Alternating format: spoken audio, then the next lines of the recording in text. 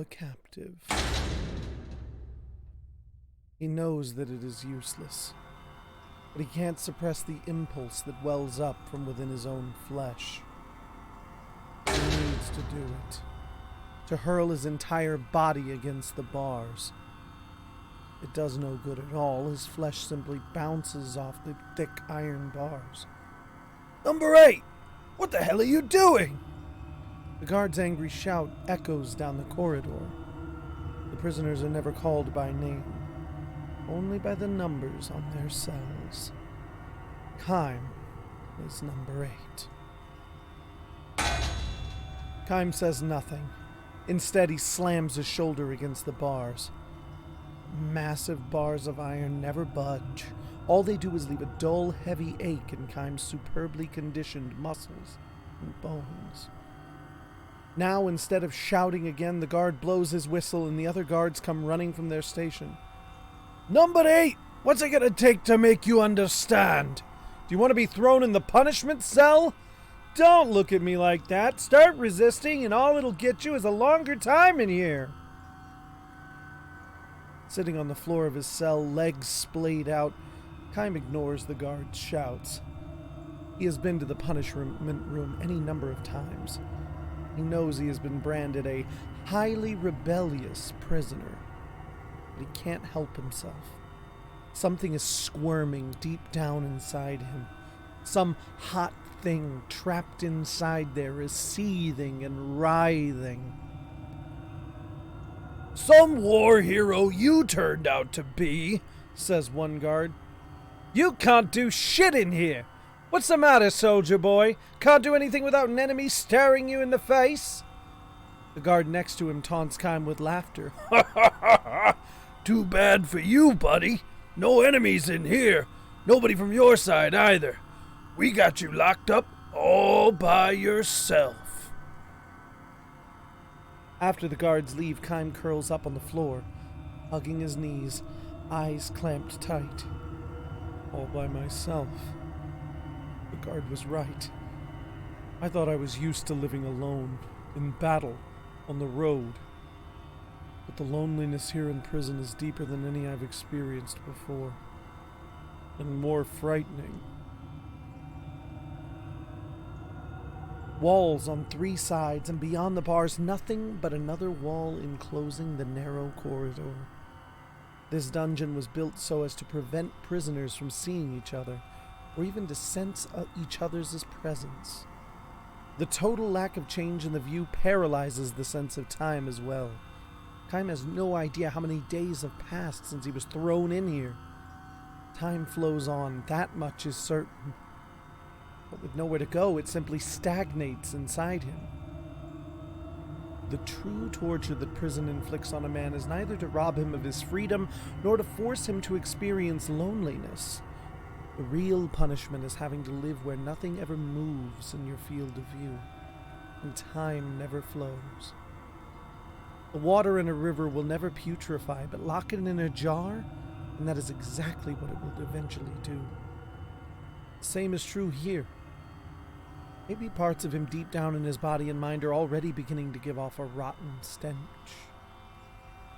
Because he is aware of this, Kime drags himself up from the floor and slams himself into the bars, over and over.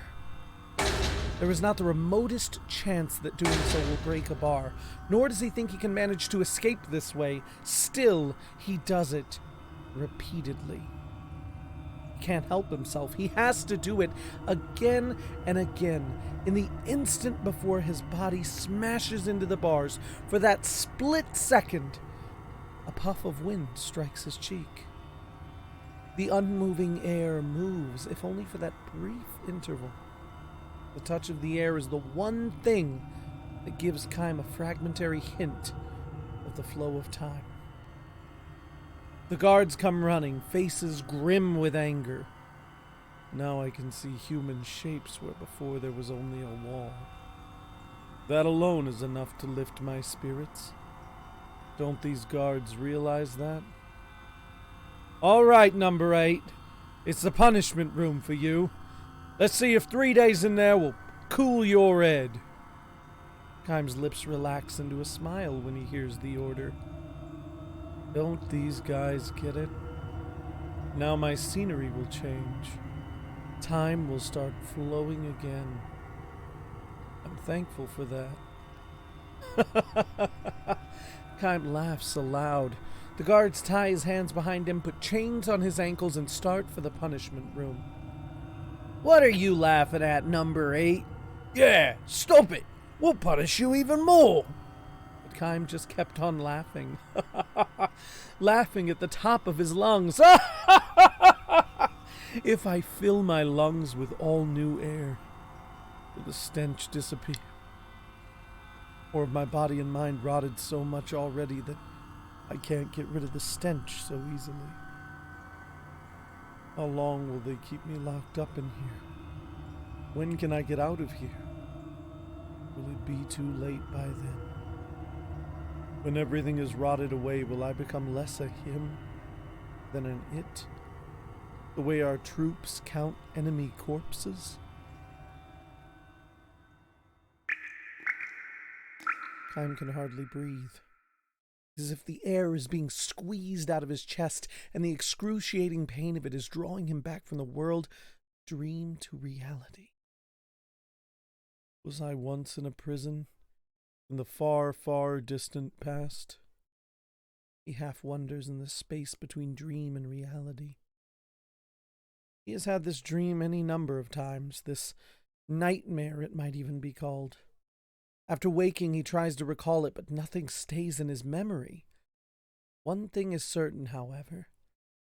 The appearance of the jail and of the guards in the dream is always the same. Could this be something I have actually experienced?